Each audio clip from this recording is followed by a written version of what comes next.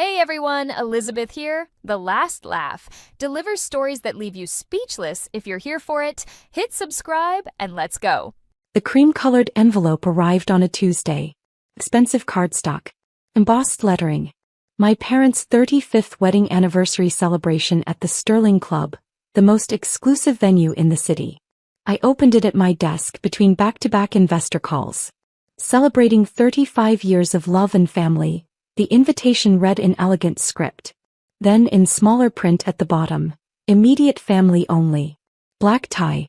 Perhaps it's best you don't embarrass us, Maya. I set it down carefully next to my triple monitor setup. Through my office window I could see the San Francisco skyline. 19 floors below, people rushed through their lunch breaks, unaware that somewhere above them, a 28-year-old woman was being uninvited from her own parents' anniversary party. My phone buzzed. A text from Mom. Your cousin Jessica's boyfriend is a cardiologist. Very accomplished. The Changs are bringing their son, the one who just made partner at his law firm. It's really a night for successful family members. I didn't respond. I never did anymore. My co-founder, David, knocked on my glass door.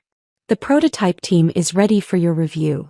Be right there, I said, sliding the invitation into my desk drawer, under the stack of patent applications and the term sheet we just received from Sequoia Capital. I wasn't always the family disappointment.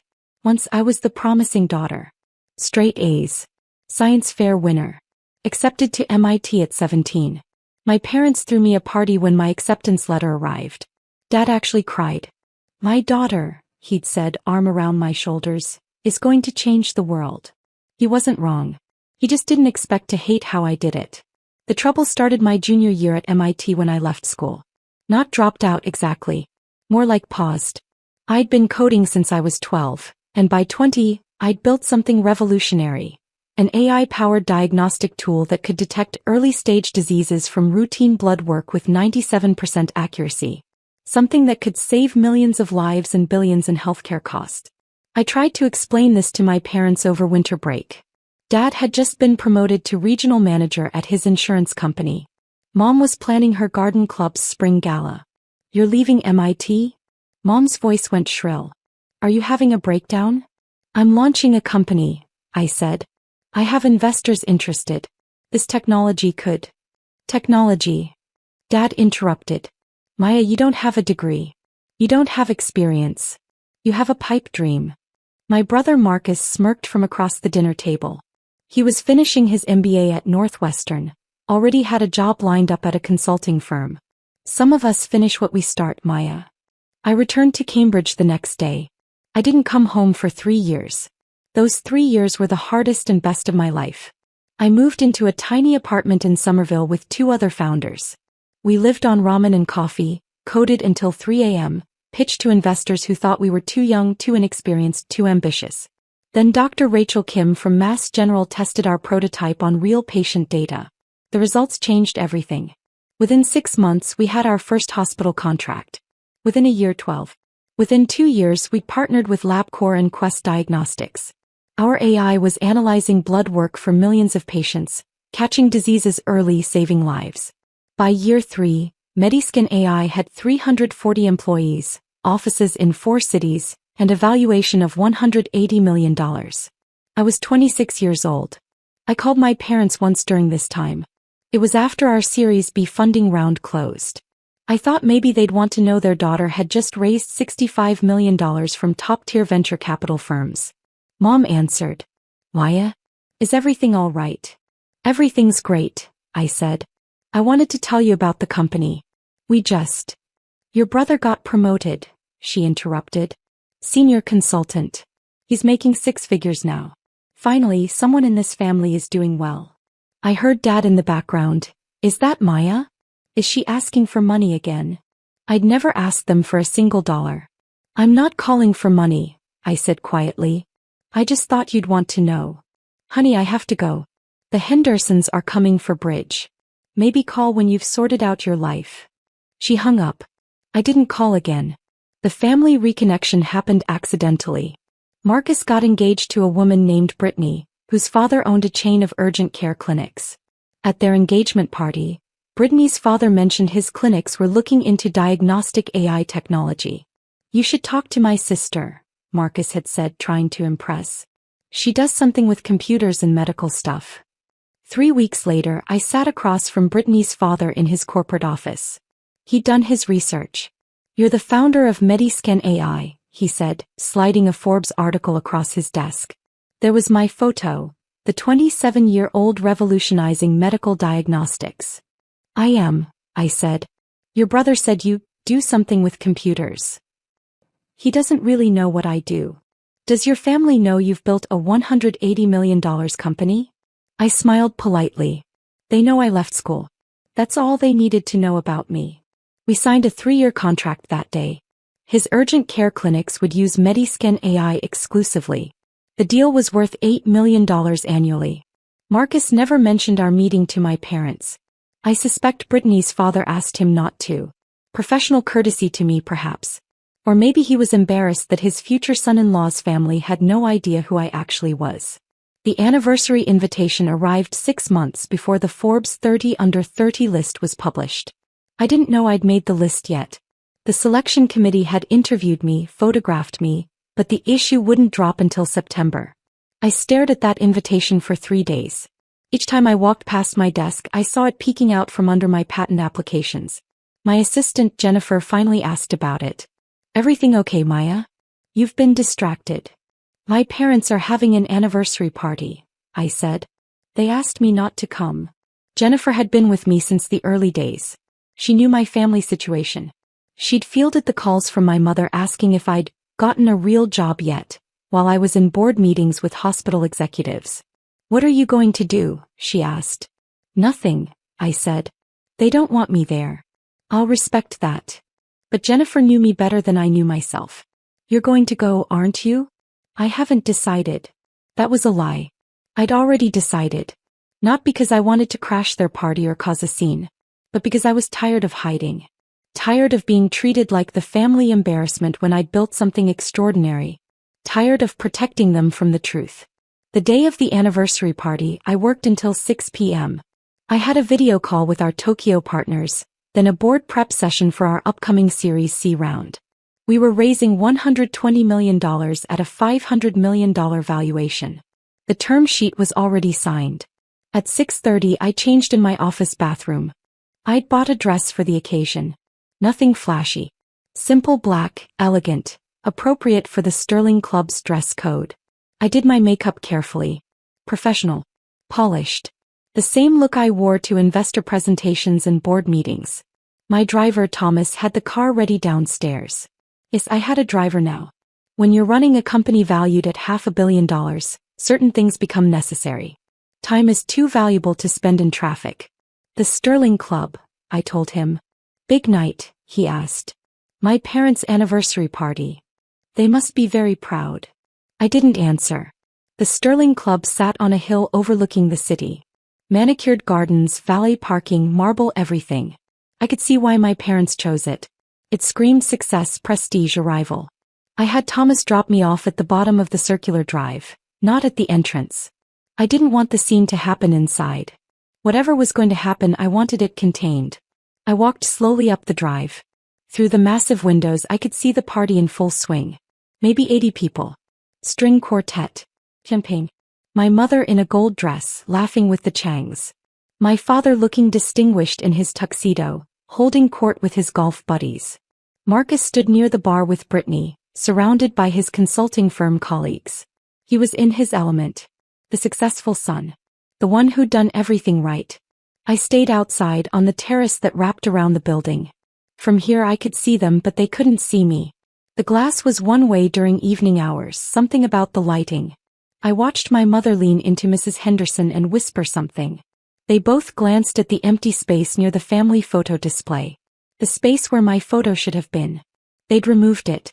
Or never put it up. My phone buzzed. A text from David. Tokyo team loved the presentation. They're ready to move forward with the partnership.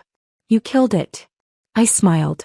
While my family celebrated their idea of success, I just closed a deal that would bring Mediscan AI into the Asian market. 200 million potential patients. Lives that could be saved by technology I'd built. Excuse me? Maya Chin. I turned. A woman in her 30s stood behind me, professional camera around her neck, press badge clipped to her blazer. I'm Sarah Martinez from Forbes, she said. I'm so sorry to interrupt. I was supposed to photograph you at your office tomorrow, but I'm in the area and... She paused, looking at the party through the windows. Is this a bad time? My heart stopped. Forbes. Tomorrow's shoot. For the 30 under 30 list. The list doesn't publish until next month, I said carefully. I know, Sarah said. But we like to get ahead on photography. The light out here is actually perfect. Golden hour. She gestured to the terrace, the sunset, the city view beyond. Would you mind if we did a few shots now? Save us both time tomorrow. Through the window I saw my brother laughing, his arm around Brittany. My mother accepting congratulations from the Changs. My father toasting to 35 years of marriage and family. Actually, I said, how would be perfect. Sarah was a professional. She had me move to different spots on the terrace, adjusting for light for background. She asked about Mediskin AI, about my journey, about being on the 30 under 30 list. Tech Innovators category, she said. You're actually our cover feature. 28 years old, $180 million company, revolutionary medical AI. The editor wants to call it, the dropout who's saving lives. I didn't drop out, I said automatically. I paused my degree to build something important. Even better angle, Sarah said, snapping photos. Can you look toward the city? Perfect. And the fact that you're doing this while your parents celebrate inside, not knowing. She trailed off. I'm sorry. That's probably too personal. They don't know what I do, I said simply. They think I'm a failure. Sarah lowered her camera. They're about to find out otherwise. That's when it happened. Marcus walked out onto the terrace. He was on his phone, probably trying to get better reception. He stopped mid-step when he saw me. Maya. His voice was sharp. What are you doing here? Standing on a terrace, I said calmly. His eyes went to Sarah, to her camera, to her Forbes badge. I watched him process it. Watched the confusion cross his face. Why is Forbes photographing you? He asked. Sarah stepped forward professionally. Sarah Martinez, Forbes magazine. I'm photographing your sister for our 30 under 30 Tech Innovators cover. She's our lead feature. Marcus's phone slipped from his hand. It clattered on the marble terrace. Cover feature? He repeated. For what? For building Mediskin AI, Sarah said, checking her camera screen. The diagnostic AI company that's revolutionizing early disease detection. Valued at $180 million. Contracts with 12 major hospital systems, partnerships with LabCorp and Quest. She looked up, genuine curiosity in her eyes. You didn't know your sister founded one of the fastest-growing medical tech companies in the country? Marcus's face went from tan to pale to nearly gray. The terrace door opened. My mother stepped out, gold dress shimmering. Marcus, darling, your father wants you for photos. She stopped. Saw me. Saw Sarah. Saw the camera. Maya. Her voice was ice. I specifically asked you not to embarrass us tonight. Sarah's professional smile never wavered. Mrs. Chin? I'm Sarah Martinez from Forbes. I was just explaining to your son that I'm photographing Maya for our 30 under 30 cover. My mother's champagne glass tilted. Golden liquid sloshed dangerously close to the rim. Photographing her? For what? For being one of the 30 most innovative entrepreneurs under 30 in the technology sector, Sarah said. Her company Mediskin AI is saving lives and transforming healthcare. You must be incredibly proud. The terrace door opened again. My father, followed by the Changs, the Hendersons, several of Marcus's colleagues, Brittany and her father. What's going on out here? Dad demanded. Then he saw me. His expression hardened. Maya. We asked you not to come. Actually, Brittany's father said quietly, I'd like to know why Forbes is here. Sarah was probably used to awkward family dynamics. She handled it with grace. I'm photographing Maya Chin for our Forbes 30 under 30 issue. She's our Tech Innovators cover story. The silence that followed was profound. Mrs. Chong spoke first. The Forbes 30 under 30? Our daughter tried for years to make that list. What for? My mother asked, her voice strange. Sarah looked at me asking permission. I nodded. For founding Mediskin AI, Sarah said. The company that's revolutionized early disease detection through artificial intelligence. Current valuation, $180 million. They're processing diagnostic tests for over 2 million patients monthly. The technology has caught thousands of early-stage cancers, cardiac conditions, and other diseases that would have been missed by traditional analysis. She pulled up something on her phone. Here's the advanced copy of the article. She began reading. At 28, Maya Chin has accomplished what most entrepreneurs only dream of. After leaving MIT to pursue her vision, she built Mediskin AI from a dorm room project into a company that's literally saving lives. With 340 employees, partnerships with major laboratories, and a recent $65 million Series B funding round, Chin represents the new generation of tech founders using AI for social good. Marcus sat down heavily on the terrace wall. My mother's champagne glass slipped from her hand. It shattered on the marble, golden liquid spreading like guilt across the white stone. You left MIT, Dad said slowly, to build a $180 million company? Yes, I said simply. And you didn't tell us? I tried, I said. 3 years ago. You hung up on me because you had bridge club. Mr. Henderson cleared his throat. Bob, I think you mentioned that Maya was struggling? My father's face flushed. He told everyone I was struggling. Probably said I was working retail or unemployed or worse. Brittany's father stepped forward. Mr. and Mrs. Chin, I've been working with Maya for 6 months. My urgent care clinics use Mediskin AI exclusively. The contract is worth $8 million annually. She never mentioned you didn't know about her company. $8 million, my mother whispered. The clinic's contract alone, he confirmed. Her total annual revenue is substantially higher. Sarah was still taking photos. Candid shots now. The family frozen in shock. The shattered champagne glass. My calm expression. These are going to be powerful images, she murmured. The juxtaposition of success and family expectation. Mind if I use some of these for the feature? You have my permission, I said. Marcus finally found his voice. Why didn't you tell us?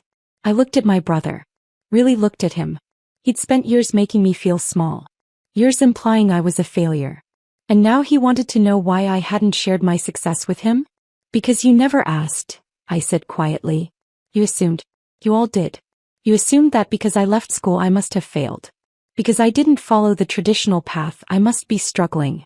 You were so busy being disappointed in me that you never once asked what I was actually doing. You could have told us, Mom said, her voice breaking. I tried, I repeated. You hung up on me. You told me to call back when I'd sorted out my life. I smiled and it wasn't kind. I did sort it out. Just not the way you wanted. The terrace door opened again. More party guests drawn by the commotion. I recognized several of my parents' friends, Marcus's colleagues, extended family. Sarah seized the moment. Mrs. Chin, Mr. Chin, would you like to be in a photo with your daughter? For the Forbes feature? We often include family in our 30 under 30 profiles. I watched my mother's face. She wanted to say yes. The prestige was too tempting. Forbes. Cover story. The Changs would die of envy. But she'd also just been exposed. Everyone had heard Sarah read the article. Everyone knew they'd been ashamed of a daughter who'd built something extraordinary. I don't think, I said before she could answer, that would be appropriate. You asked me not to embarrass you tonight. I'd hate for my success to make you uncomfortable. My father flinched like I'd slapped him.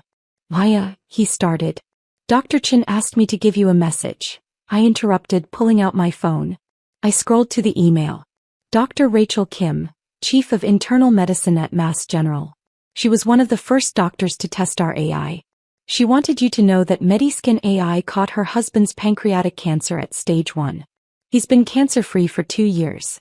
She said, and I quote, "Tell your parents their daughter is a hero to thousands of families like mine." I put my phone away. But you already asked me not to come tonight, so I won't stay. Sarah, do you have everything you need? I do, Sarah said softly. Thank you, Maya. This is going to be an incredible story. I turned to leave. Wait. Marcus's voice was strangled. Just wait. I stopped. I told Brittany's father you'd do something with computers, he said. I didn't know. I should have asked. I should have. He looked at his fiancée's father, who was watching him with disappointment. I'm an idiot. Yes, Brittany's father said quietly. You are. The Changs were whispering furiously. The Hendersons looked mortified. Several of Marcus's colleagues had their phones out, probably Googling Mediskin AI, finding the Forbes articles, the TechCrunch coverage, the Wall Street Journal piece about our Series B funding. One of them, a woman I didn't know, looked up from her phone. Holy shit. She's the real deal. Sequoia Capital just led her Series C. $120 million at a $500 million valuation. Marcus's face went from pale to green. My mother made a sound like a wounded animal. You're worth, my father said slowly, $500 million? The company is, I corrected. I own 42% of it. So personally, I'm worth about $210 million on paper. More after the Series C closes. Mrs. Henderson actually gasped. And you let us, my mother's voice broke completely, you let us uninvite you. You let us treat you like a failure. You didn't let me do anything, I said. You chose to see me that way. I just stopped trying to change your mind. Sarah was getting all of this on camera. The raw emotion. The public reckoning. This was going to be some article. Mr. Chong stepped forward. Maya, our daughter Christine is graduating from Berkeley next year. Computer science. He's been trying to break into tech. Would you consider mentoring her? Before I could answer, Mrs. Henderson jumped in. Our son is looking for investors for his startup. Medical device. Maybe you could. No, I said simply. The terrace went quiet. No. Mrs. Henderson repeated. I don't mentor people whose parents spent years watching mine treat me like garbage and said nothing, I said. I don't invest in startups recommended by people who laughed when my brother called me a failure. You all had years to be kind to me, to ask about my life, to treat me with basic respect. You chose not to. I looked at each of them. The Changs, the Hendersons, Marcus's colleagues, all the people who'd witnessed my family's cruelty and done nothing. The invitation said immediate family only, I continued. It said I would embarrass you. You were right. I am embarrassing you. Just not the way you expected. I walked toward the terrace steps that led to the garden. Maya, please. My mother's voice. Desperate now. I stopped but didn't turn around. I'm sorry, she said. We're sorry. We didn't know. You didn't want to know, I said. There's a difference. We're your parents, Dad said. You should have told us. I turned then. Looked at him.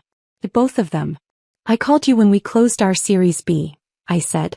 I was so excited. $65 million from Sequoia and Andreessen Horowitz. The biggest validation of my life. You told me Marcus got promoted to senior consultant and hung up.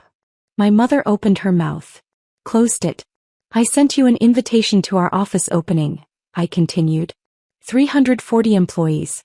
4 cities. The mayor spoke at the ribbon cutting. You didn't respond. But you did send me a forwarded email about Marcus's MBA graduation. My father looked at the ground. I tried, I said quietly. For 3 years I tried. And every single time, you made it clear that unless I was successful on your terms, you weren't interested. So I stopped trying. And I built something extraordinary. Without you.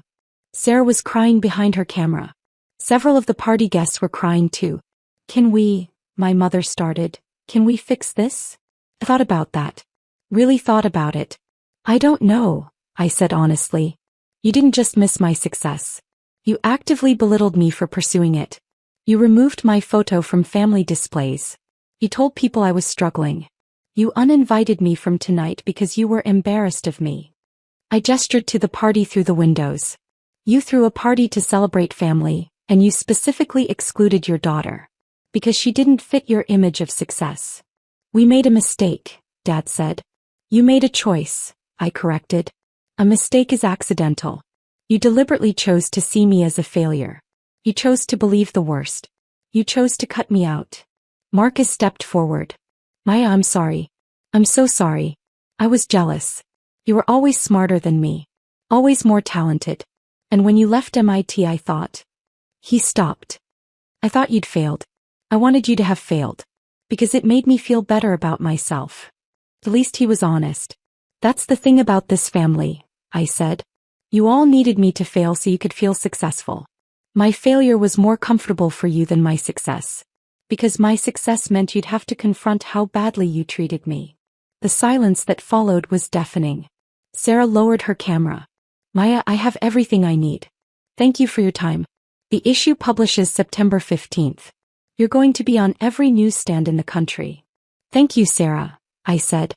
She walked past my family without looking at them. Professional to the end. I started down the garden steps. Will you come to Sunday dinner?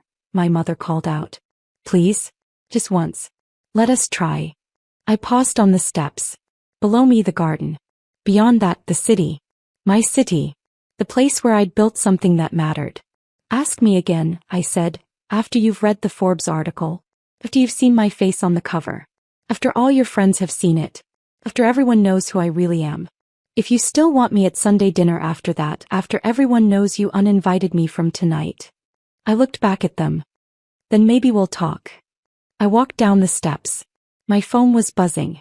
Probably David with Tokyo updates. Probably Jennifer with the Series C paperwork.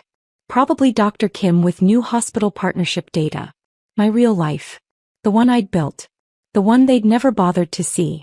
Thomas had the car ready at the bottom of the drive. How was the party, Miss Chin? He asked. I settled into the back seat. Through the window I could see the terrace. My family frozen there. The Changs. The Hendersons. All of them watching me leave. Exactly what I expected, I said. My phone rang. David. Maya, you're not going to believe this. Bloomberg just called. They want to interview you about the Series C. And MIT called. They want to give you an honorary degree. And Dr. Kim forwarded an email from the NIH. They want to discuss a government partnership. I smiled. Send me the details. I'll review them tomorrow. You sound happy, David said. Good meeting. Something like that, I said. The car pulled away from the Sterling Club. In the side mirror I could see my mother on the terrace, gold dress glowing in the twilight. She was watching the car disappear. Too late, I thought. Years too late. But I wasn't angry anymore. I was free. Free from their expectations. Free from their limitations. Free from needing their approval. I'd built an empire. I'd saved lives. I'd made Forbes 30 under 30. I'd done it all without them. And that, I realized, was the sweetest victory of all. The Forbes issue dropped on September 15th. My face on the cover, standing on that terrace, the city lights behind me. The headline, The Daughter They Didn't Believe In. How Maya Chin built a $180 million company while her family called her a failure. Sarah's article was devastating. She'd included everything. The uninvitation. The shattered champagne glass. My mother's face when she learned the truth. Marcus's confession. The whole public reckoning. It went viral. Within 48 hours, I had interview requests from Good Morning America, 60 Minutes, The New York Times. TechCrunch wrote a follow-up. Family Dynamics in Tech. When Success Comes at the Cost of Belonging. My parents called 7 times that first day. I didn't answer. Marcus sent an email. Subject line, I don't deserve forgiveness but I'm asking anyway. I didn't respond. 3 weeks later my mother sent a letter. Handwritten. 8 pages. I read it once. Then put it in my desk drawer next to the anniversary invitation that started everything. Maybe someday I'd be ready to rebuild. Maybe someday they'd prove they'd changed. Maybe someday Sunday dinner would be possible. But not today. Today I had a company to run. Lives to save. A legacy to build. And I was doing it my way. On my terms. Without apology. The family scapegoat had become the success story they'd never see coming. And I was just getting started.